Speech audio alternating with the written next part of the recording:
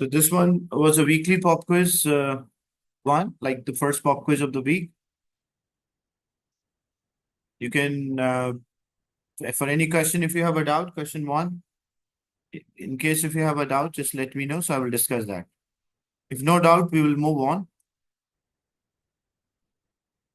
Feel free to ask your doubt. Maybe you have the whole pop quiz, you have a doubt. So if you have, ask.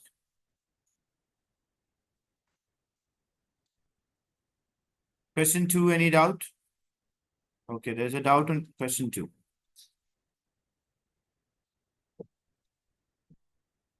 Yeah, for question two, actually, what you have to do, you have to recall the concept of the structures, because the structure of a molecule depends on the number of the bond pair and the lone pair. It's the same thing about the bonding and structure which we did.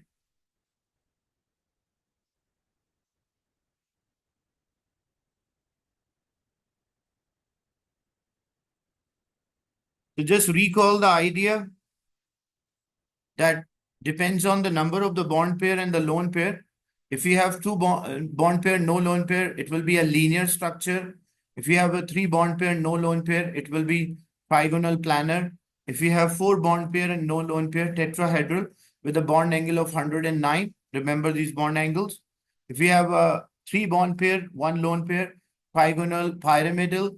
If we have two bonds pair, two lone pair, bent or a V shape. And if we have five bond pair, no lone pair, it will be trigonal bipyramidal with a bond angle of 120 and 90. And if we have six bond pair with a no lone pair, then it will be a bond angle of a 90. Okay. So now the question is which molecule does not have any 90 or 180 bond angle? Look, if we draw the structure of C2H6,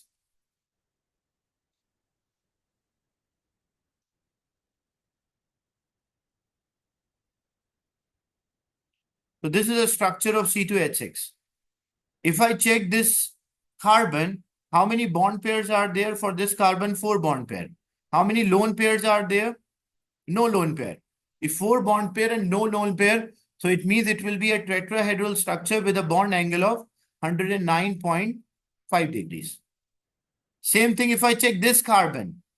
How many bond pairs are there around this carbon? Four bond pair. How many lone pairs do you see? No lone pair. If four bond pair and no lone pair, so means it will have 109.5 degree, the bond angle. But there is no bond angle of 90 or 180. That's why A is the right answer. I will explain the other, why the others are not the correct. Like, let's take carbon dioxide. So in carbon dioxide, carbon bonded with oxygen, there's a double bond between them. So when we predict the geometry, double bond and triple bond, we count as one. So this is a central atom. How many bond pairs will count? Two. And how many lone pairs will count? Zero. So if two bond pair and no lone pair, what will the bond angle? The bond angle will be 180 because it's a linear structure. Then we have PF5.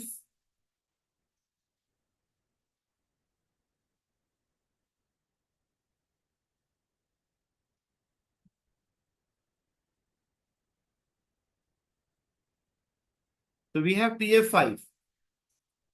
When we check the bond pairs, the number of the bond pairs, five bond pair, and how many lone pairs are, because this is a central atom. How many lone pairs are there? There is no lone pair.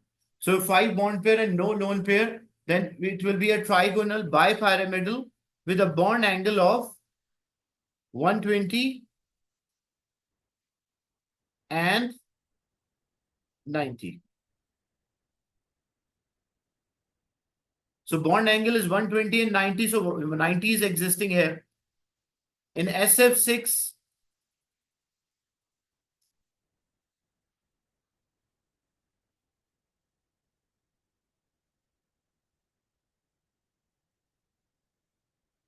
sulfur is a central atom.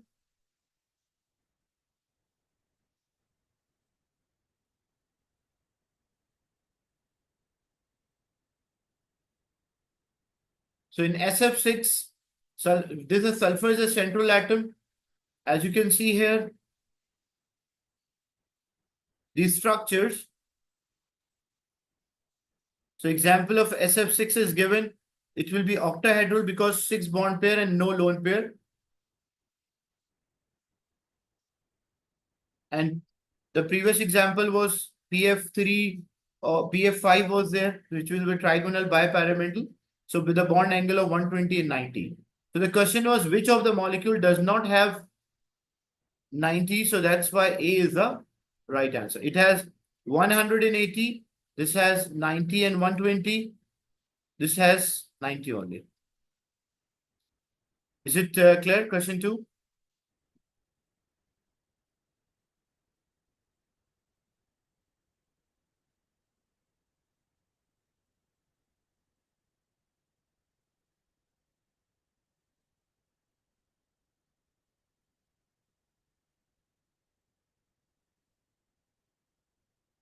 When we consider the bond between the two carbon atoms, look,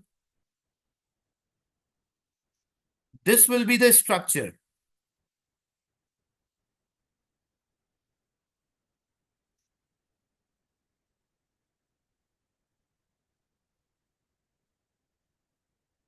So when we consider the bond, we consider this carbon first. So according to this carbon, the bond angle is 109.5 because 4 bond pair. According to this carbon, the bond angle is 109.5. So when we compare the geometry, we compare the central atom. So with reference to this, the bond angle is 109.5. With reference to this, the bond angle is 109.5. Between the two carbon atoms, I cannot say the bond angle because I need another side, I need another atom. So when there's another atom, this bond angle will be 109.5 degrees. So there is no 90 degree between them or 180. You need 3 atoms to compare the bond angles.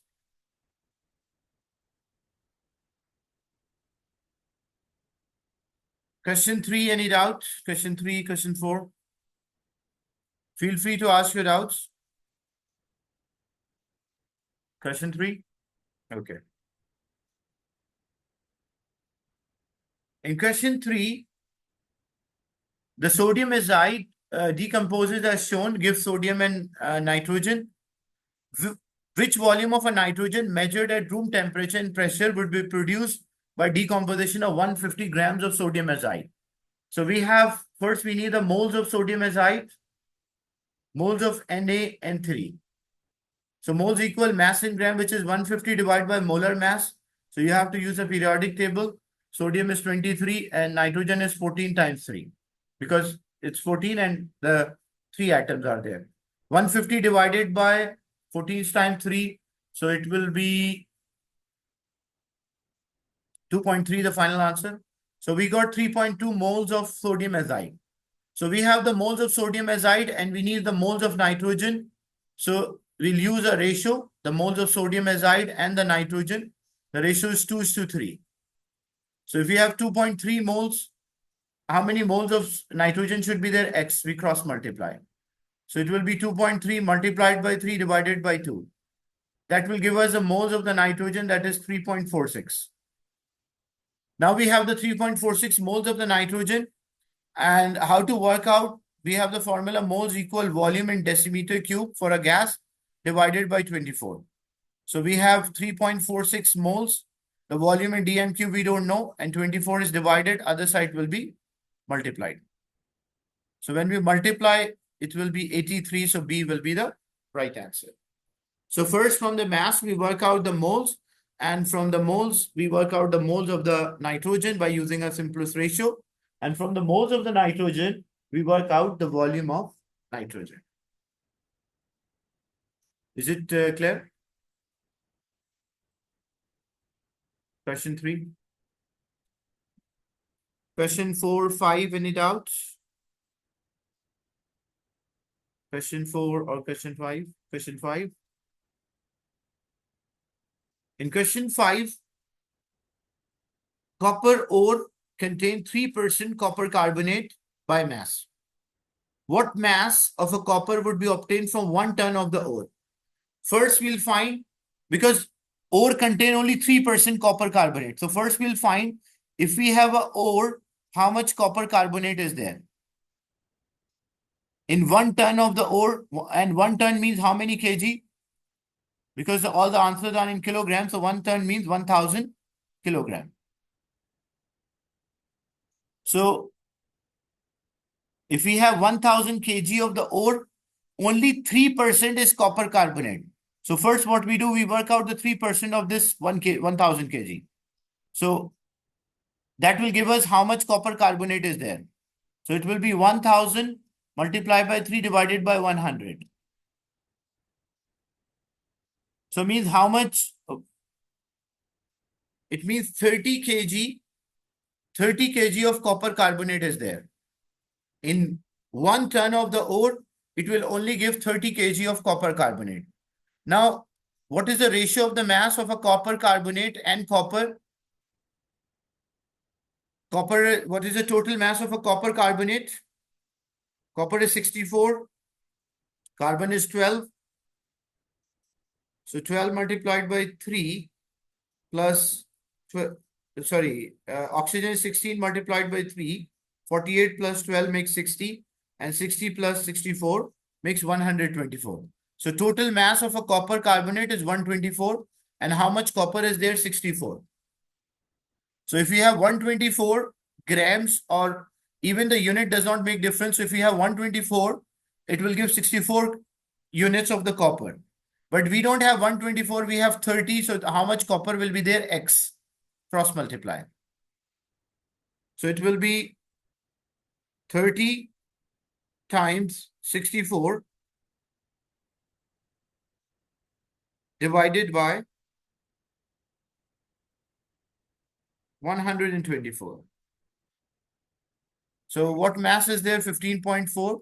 So C should be the right answer. So first, we work out the 3% of 1 ton, means 3% of 1000 kg, and that will be copper carbonate. And then the total mass of a copper carbonate is 124, which only contain 1 copper. So 64 is copper. Out of 124, 64 is copper. So if we have 30 kilograms of the copper carbonate, how much copper is produced? It will produce 15.4 kilograms of copper. Is it clear?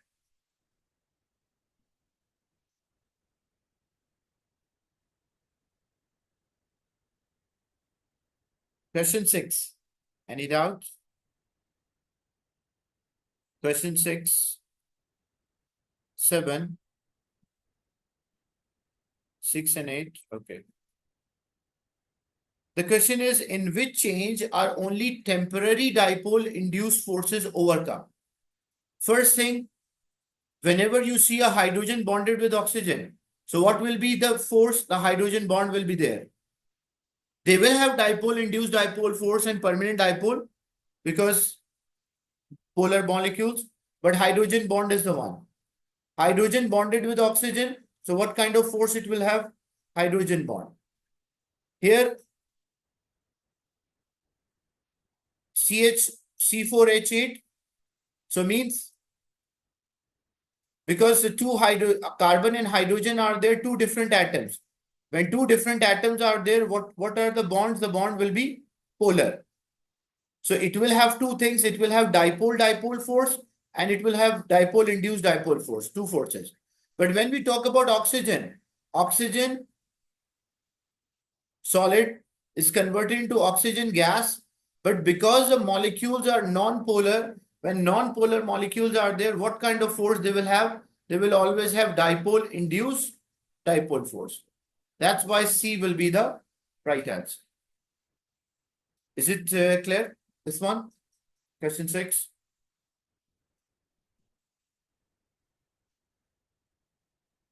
So when two different types of atoms, why not D? Because in case of a D, it is C4H10.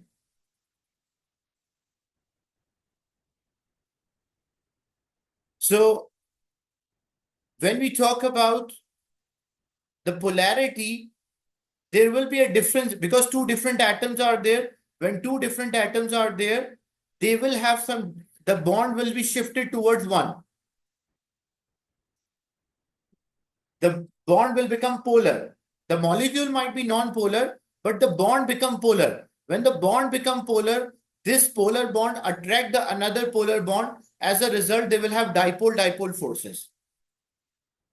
Because the bond, but in this case of oxygen, oxygen is having non-polar bond. So means there is no partial positive or negative on this oxygen. As a result, what will happen? They will only have dipole-induced dipole forces.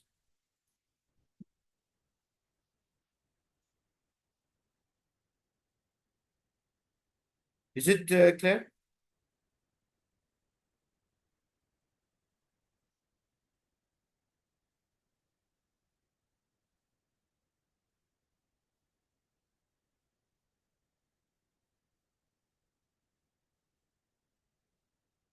In question 8, which statement explains why iodine is less volatile than chlorine? So volatility here refers to a substance. If we say a substance is volatile, means it can easily convert into vapor or it is having a low boiling point. That's the volatility. So first thing, between the iodine molecules, what kind of force they will have? They will have dipole-induced dipole force. Between the chlorine molecules, they will also have dipole-induced dipole force. But which one is having a stronger dipole-induced dipole force? In iodine, the dipole-induced dipole forces will be stronger because it has more electrons. So when we say a substance is less volatile, it means it has a high boiling point. If a substance is volatile, it has a low boiling point. So in short, the question is why iodine is having a high boiling point than chlorine. Chlorine is more electronegative than iodine. That is true. But that is not explaining the answer. Chlorine is more electronegative than iodine. So more electron repulsion between its molecule. But if it is more electronegative, but that the second part does not explain the reason. If we say a substance is a volatile, less volatile means high boiling point. So why iodine is less volatile or it's having a high boiling point than chlorine? So what is the reason for that? Because iodine is having greater number of electrons, which leads to a larger temporary dipole-induced dipole forces. Because the boiling point depends on the intermolecular forces. Stronger intermolecular force, higher boiling point. Because the iodine molecule, they have more electrons. So greater the number of electron, greater the dipole-induced dipole force. Is it clear? Iodine molecule have a stronger permanent dipole is wrong. Iodine bond is smaller than chlorine bond. That's also wrong. Chlorine bond is stronger because chlorine is smaller in size. Iodine is larger in size, so the bond length is greater. But the bond length has nothing to do with the intermolecular force. Is it clear? Question 8.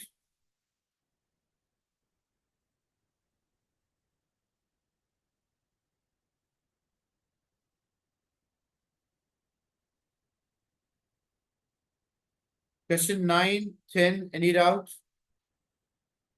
Question 9 and 10. No doubt. Question 11, 12, 13. Any doubt? Question 12. Okay. Which combination of the ion would be expected to form a compound with a high melting point? Look, ionic compounds, the melting point of the ionic compound depends on what? It depends on the lattice energy. The lattice energy depends on what? It depends on the size of the ions, should be small. It depends on the charge of the ions, should be large to have a high lattice energy. Size of both positive and negative ions should be small, and the charge of the positive and negative ions should be large. So when we check lithium bromide. You can, lithium will have one electron shell, lithium ion, but the bromine is there. It has more electron shells. When you check magnesium oxide, magnesium, how many electron shells? First shell 2. This will be magnesium, and oxygen also have 2 electron shell, oxide ion. Strontium sulfide. Strontium is below magnesium, so it means the strontium size will be larger, and sulfur is also below oxygen, so its size will also be larger. Rubidium chloride. Rubidium is below in group 1, and the chloride is there, the group 3, period 3. So when we compare which ion is the smallest size, like which two ions, the positive and negative ion, smaller in size and the greater in charge. So when you check the options, it will match with option B. So B is the right answer. So it will have the higher lattice energy as well. Higher lattice energy, so strong attraction. We need more energy to overcome the electrostatic attraction. So the melting point will also increase. Is it clear?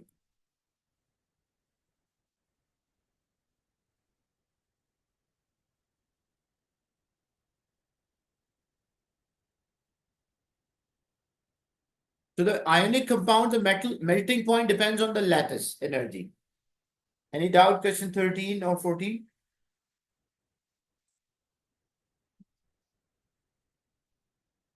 Question 13. In question 13, which molecule has the largest bond angle? So you draw the structure, BCl3 will be. So how many bond pairs will be there? It will have 3 bond pair. How many lone pair will be there? No lone pair. So it will be a trigonal planar with a bond angle of 120. Carbon dioxide. When we predict the geometry, we say 2 bond pair. And there is lone pair, no lone pair. The bond angle will be 180 degrees. It will be a linear. And linear is having the highest bond angle, 180, the maximum. Then we have a water molecule, 2 bond pair and 2 lone pair. So how many bond pair 2? How many lone pair 2? With a bond angle of 104.5 degrees, it has a bend or a V-shaped structure. And in NH3, it has 3 bond pairs. And it does not have, it has 1 lone pair. So 3 bond pair and 1 lone pair. This bond angle will be 107 degrees. This was 104. And it will be a pyramidal, trigonal pyramidal structure. So the question is which has the largest bond angle? So in case of a carbon dioxide CO2, the bond angle will be 180 degrees. Is it clear?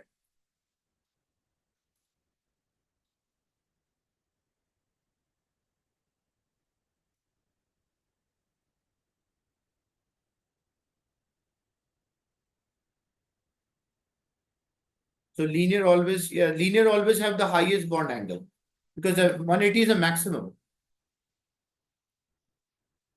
Question 14 is about the hazard related to, look, what is this symbol? It means flammable. What is this symbol? Toxic. This means environmental hazard. This means it can cause a cancer. This means toxic. This means oxidizing.